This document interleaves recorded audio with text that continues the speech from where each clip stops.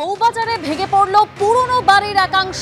হুড়মুড়িয়ে ভেঙে পড়ল এই পুরনো বাড়ির একাংশ। পুরনো বাড়ির একাংশ ভেঙে এখনো পর্যন্ত যা খবর পাওয়া যাচ্ছে আহত হয়েছেন একজন।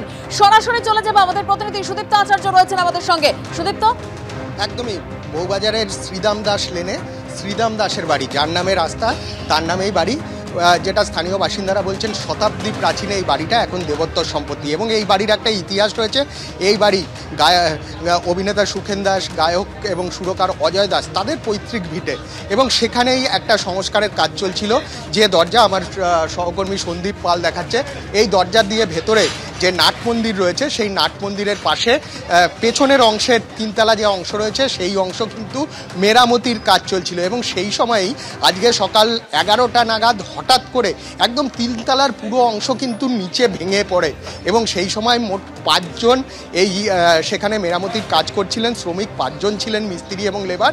তার মধ্যে একজন কিন্তু সেখানে আটকে পড়েন। আশুতোষ অধিকারী নামে এক ব্যক্তি সেখানে আটকে পড়েন এবং ঘটনার খবর পাওয়ার পরেই বউবাজার থানার পুলিশ, পাশাপাশি কলকাতা পুলিশের ডিজাস্টার ম্যানেজমেন্ট গ্রুপের কর্মীরা, দমকলের কর্মীরা তারা কিন্তু ছুটে আসেন এবং স্থানীয় বাসিন্দা এবং ডিজাস্টার ম্যানেজমেন্ট গ্রুপের কর্মী এবং কলকাতা কর্পোরেশন এবং ফায়ার ব্রিগেডের কর্মীদের তৎপরতায় কিছুক্ষণের মধ্যেই কিন্তু ওই যে শ্রমিক আশুতোষ অধিকারী এখানে ধ্বংসস্তূপের নিচে আটকে ছিলেন তাকে কিন্তু উদ্ধার করা সম্ভব হয়েছে এবং তাকে গুরুতর আহত অবস্থায় কলকাতা মেডিকেল কলেজ হাসপাতালে নিয়ে যাওয়া হয়েছে।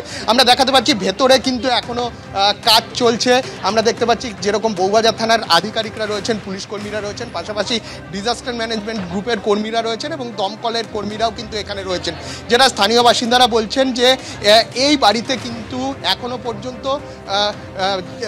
যাদের প্রপার্টি অর্থাৎ দাস পরিবার তাদের কেউ না থাকলেও পুরো বাড়িটায় কিন্তু ভাড়াটেরা থাকেন এবং বহু সংখ্যক ভাড়াটে কিন্তু যখন দুর্ঘটনা ঘটেছিল সেই সময় এই বাড়িতে ছিলেন, কিন্তু যেখানে ভেঙে পড়েছে সেই অংশে কেউ ছিলেন না। সেখানে সংস্কারের কাজ চলছিল এবং সেই জায়গাটায় কিন্তু মোট 5 জন মিস্ত্রি এবং লেবার তারা কাজ করছিলেন এবং তার মধ্যে একজন মিস্ত্রি বা লেবার তিনি কিন্তু ধ্বংসস্তূপের নিচে চাপা পড়ে যান। 4 জন বেরিয়ে আসতে সক্ষম হলেও একজন কিন্তু রীতিমতো ধ্বংসস্তূপের নিচে চাপা পড়ে।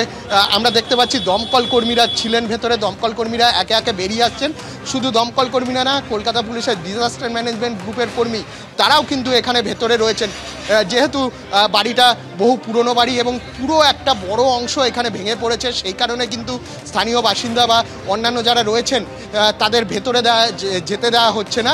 ভেতরে এখনও পর্যন্ত উদ্ধার কাজ চালানো হচ্ছে। কেউ হয়তো এখনও পর্যন্ত স্থানীয় যারা রয়েছেন তারা বলছেন সম্ভবত কেউ আটকে নেই, কিন্তু কেউ যদি আটকে থাকে, যেহেতু 5 জন মিস্ত্রি কাজ করছিলেন তার মধ্যে 4 জন সুস্থ রয়েছেন এবং একজনকে উদ্ধার করা হয়েছে গুরুতর আহত অবস্থায়, তার বাইরে কেউ আছেন কিনা সেটাই কিন্তু ওই ধ্বংসস্তূপ সরিয়ে খতিয়ে দেখার কাজ চালানো হচ্ছে।